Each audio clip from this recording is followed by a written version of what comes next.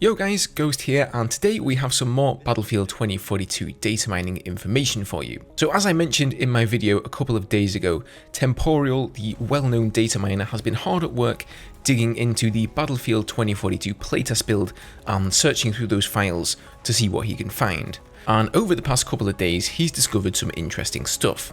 So firstly, he's discovered a bunch of sidearms, melee weapons and weapon attachments, and secondly, he's found some loadout options that'll be available for one of the vehicles, some of which could be present in the final release of the game. Big emphasis on could be there, guys. I noticed from the comments in my last data mining video that a lot of people were complaining, about the amount of guns in the game were so few. Please bear in mind that, first of all, this is simply what he found in a pre-alpha build of the game, so no, it almost certainly isn't everything that's going to be present in the final release. Furthermore, some of the weapons may not be in the game at all. They could have been ideas that DICE were considering at some point, but were ultimately scrapped, and there still happen to be traces of them left within the files that have yet to be removed from this particular build. So as with any speculation, none of this is guaranteed. With that said, let's get into it. So for sidearms, we have the Flux Defense MP17, the SIG Sauer M17, the M45A1, the Taurus 44, and the Glock 17. Now, as stated in the last video, these weapons will actually have different in-game names. So for example, the Taurus 44 is actually called the M44 in Battlefield 2042. Now, he also told us about 8 different melee weapons, and those are the ACB-90, Battlefield fans will be familiar with that one, as they will be with the Battlefield 1 hatchet. Then there's a DICE dev knife, so probably a developer-only knife, a Santa Muerte cane sword, a skeletonized knife, a survival knife, a tactical folding knife, and a wakizashi, which is one of the traditionally made Japanese swords worn by the samurai. So it definitely looks like the melee weapon customization is here to stay that has been introduced with the past couple of Battlefield games. Now for weapon attachments, the example he gives here is for the M5A3 assault rifle, but I would expect many of these attachments to permeate throughout the whole game with some smaller changes depending on the weapon type, just like we've seen in previous games. But what he found was the following: 3 different barrels, short, medium and long, 3 muzzle brake and compensator options, 4 grips, 4 different ammo types or magazines, so they could be larger magazines or different ammo types altogether, 13 different scopes, a bipod, laser sight, weapon light, and a grenade launcher equipable with high explosive grenades, incendiary and smoke.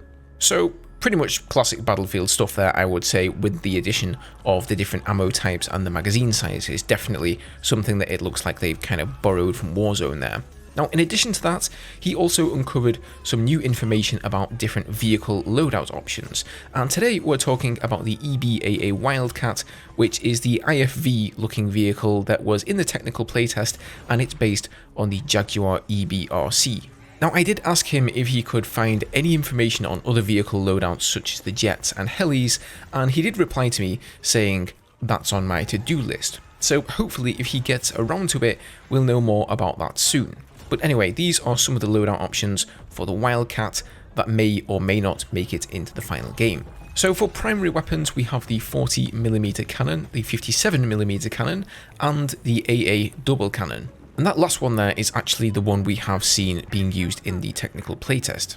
For secondaries, we have the anti-air missile and anti-tank missile, so I would assume the anti-tank missiles are something similar to the Zunis of Battlefield 4. And then we have abilities, which I can only assume are your countermeasure options. There's quite a few of these. So we have detection jammer, smoke launcher, smoke discharger, thermal smoke, and system repair. Now, system repair sounds like the repair system that we saw on all the vehicles that repairs your damaged modules.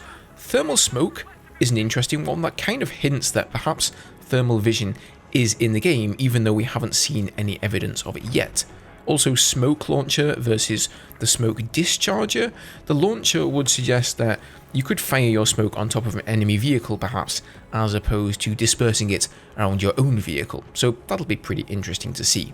I am still curious about how many customizable slots the vehicles will have though. Since he only lists primaries, secondaries and abilities, does that mean we can pick 2 abilities from this list, say smoke and system repair, or will certain abilities be tied down to its own mini category? I don't know, but I guess we'll find out soon enough. Now, this vehicle also has 2 gunner positions, and in the first one, it looks like you'll have quite the assortment of weaponry to choose from. So we get the 40mm grenade launcher, bounce grenades, which kind of sounds like is it the LVG grenade, I think, from Battlefield 4, EMP, flak, which could refer to a flak cannon of some sort, mortar, rockets, and shotgun, which is most likely like the canister shell from BF4 that's effective against infantry. And then for the second gunner seat, there's also the addition of a missile barrage, heavy machine gun, and a minigun. So that's the second minigun I've heard about from all this data mining now, so it seems they're going to feature quite heavily in this game. Finally, for the spotting seat, there is something called a spotting pulse, which will most likely pulse out around the vehicle to spot enemies. Now, before we end here, I quickly wanted to mention that the music writers for Battlefield 2042 were announced the other day, and the score is being written by Hildur Guðnadóttir and Sam Slater, who has often worked closely with her. If you're not familiar with Hildur and her work, she did the music for the Joker movie and the Chernobyl miniseries, both of which had quite dark and broody themes to them. So I think that's really good news for Battlefield. Not only is she very talented at what she does, but it sounds like she'll definitely bring the right sort of tone for a serious game, and I can't wait to see what she comes up with. Alright guys, that's going to do it for this one. As always, leave me your comments down below. Let me know what you think of the Datamined stuff, and we'll have a little chat about that. Leave a like if you enjoyed the video, subscribe for more Battlefield, and I'll see you in the next one. Cheers.